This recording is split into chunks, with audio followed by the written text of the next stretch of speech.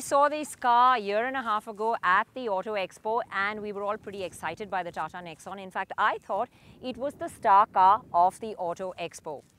Well, we've been waiting for it to launch. Tata are all set. Compact SUVs are the rage. So let's see how the Nexon stacks up.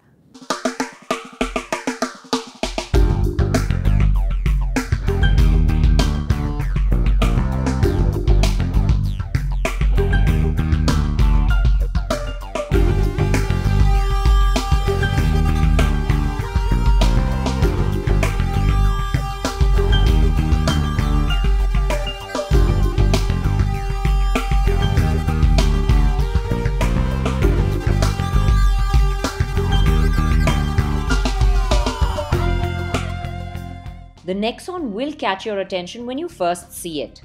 The front looks strong and bold with a large bumper and blackened air dam area. The interesting highlights are the high-spec engineering plastic in white that underline the grille and the high-mounted LED lamps, giving the Nexon a large, wide, smiling face. The same material cups the fogs, highlights the belt line accentuating the rise to the rear, and garnishes the center of the tailgate in a sort of extended X. This matte white plastic material is specially painted to resist abrasion and weathering and is quite unlike anything we've seen before and is an eye-catching element for sure. The side has a nice upswept stance with chunky rubber sitting under the large wheel arches, and there is the coupe-like roofline that flows down to the rear, ending in a large flat C-pillar. When viewed from the rear, the Nexon looks raised off the ground like it has its nose down and tail up, ready to leap into action. The complex design means Tata have had to work hard on getting all the panels to align, and we did notice some inconsistent gaps, especially in the rear door, bonnet shut lines, and the C-pillar area where the multiple surfaces don't line up perfectly.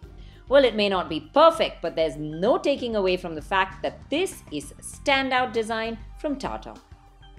Well, Tata have definitely delivered on that promise they made during the Auto Expo, that what we were seeing in concept would actually be delivered in reality. Textures, materials, finishes, it's all there, and it actually feels premium and looks pretty much the same to what we saw then. There's this nice metallic plastic that runs across the dash and across the door handles, and you know, plastics like this can tend to look tacky at times, but this one doesn't. The finish is actually quite good. There's good quality plastics on top, and even at the lower half of the dash there's a nice ebony black that's on the central console, and it's garnished by lots of splashes and dashes of good looking chrome.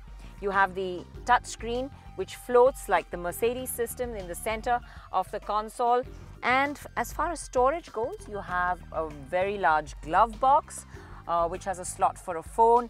It has two cup holders, and there is a tiger in there. Well, it's an embossed one, but for storage you also have space here in the central console, which you can fold away the cup holders when you want to put bigger things in, but it's actually quite deep, so if you put your phone in there it will be lost. And there is an openable part of the storage as well. You have USB, you have aux, you have a 12-volt, although the drive mode button seems a bit too large and a little incongruous over here amongst the things.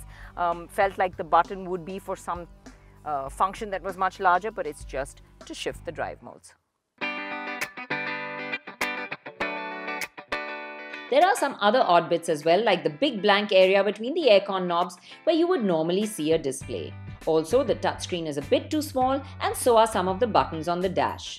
The resolution on the touchscreen is not that great as well, and the sunlight does create a glare that makes it unclear at times. There are some areas around the glove box where the lines also don't match up as seamlessly as one would expect. However, there are plenty of clever touches around the cabin. The elbow box, for example, has a magnetic lid, the touchscreen gets a slick new interface, and the door pads even have a smart holder for small folding umbrellas. There's also storage for 1-liter bottles in all the doors, and a slot on the driver's side of the dash for coins or toll receipts. There's a large 350-liter boot, which is bigger than that of the Brezza, but it isn't as wide and the loading lip is quite high. Still, additional space is always welcome. The Nexon does come with a pretty decent equipment list as well.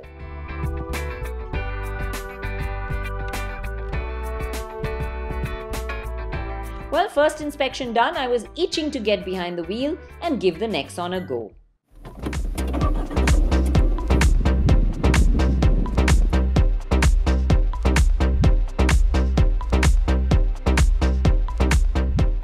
The front seats are nice and large and comfortable, and with seat height adjust and steering adjust, it's easy to settle into a comfortable driving position, and visibility is also really good. You do get the sense that you're sitting a little high off the road and you are in what could be an SUV. The diesel Nexon gets the new 1.5-litre direct injection turbo that puts out a healthy 110 HP. Now, as I set off, the first thing that I noticed was the engine is quite refined even at higher revs.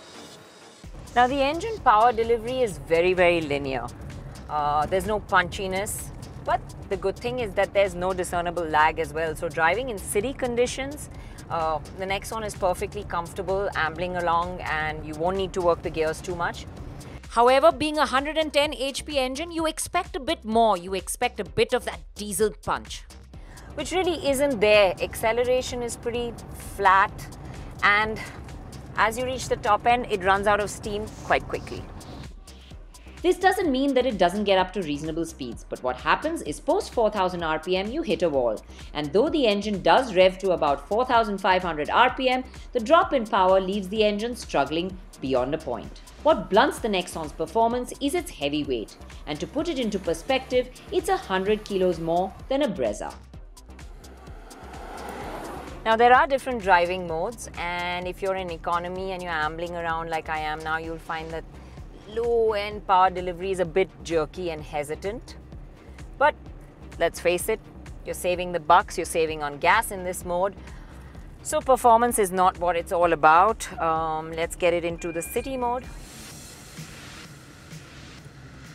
The normal mode is a bit better, but power delivery here really isn't enthusiastic, and you do have to put your foot down on the accelerator to extract the best of it.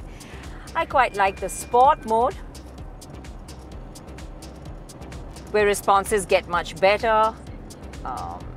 The engine feels a little bit more enthusiastic, and the difference between modes is quite a bit.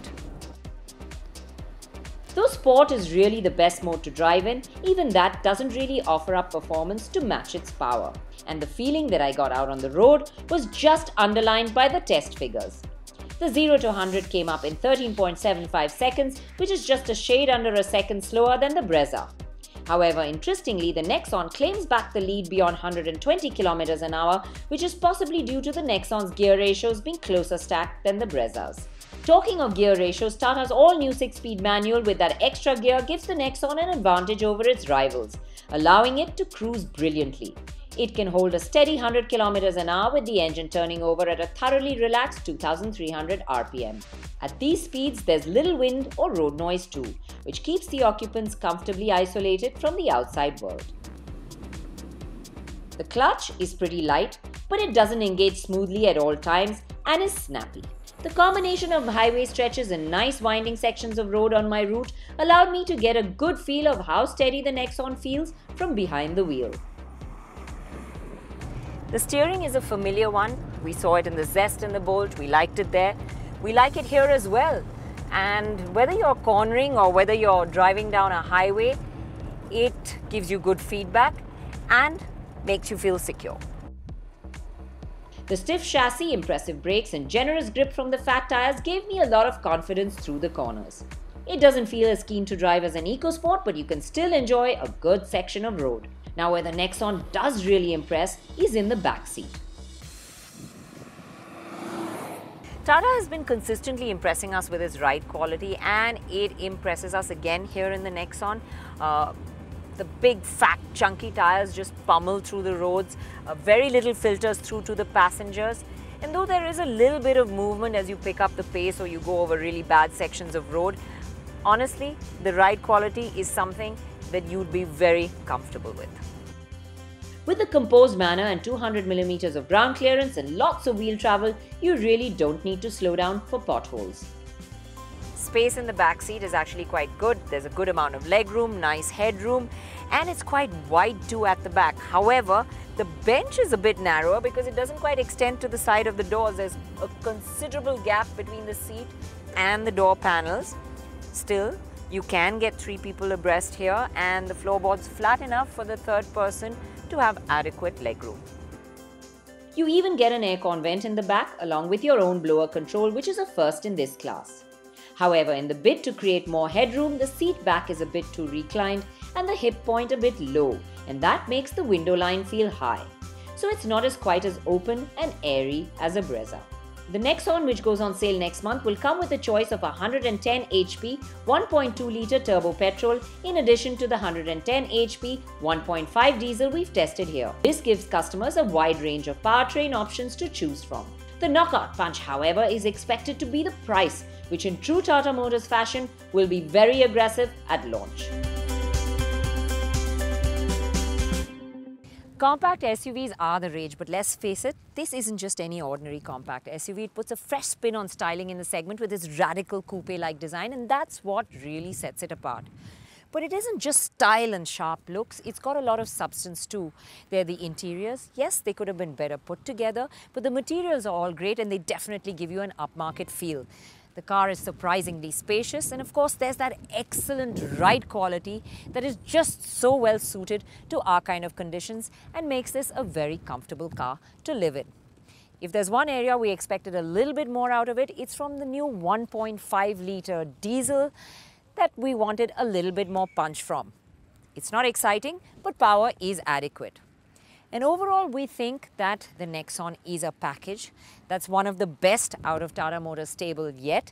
And I think it's strong enough to actually have the competition really worried this time.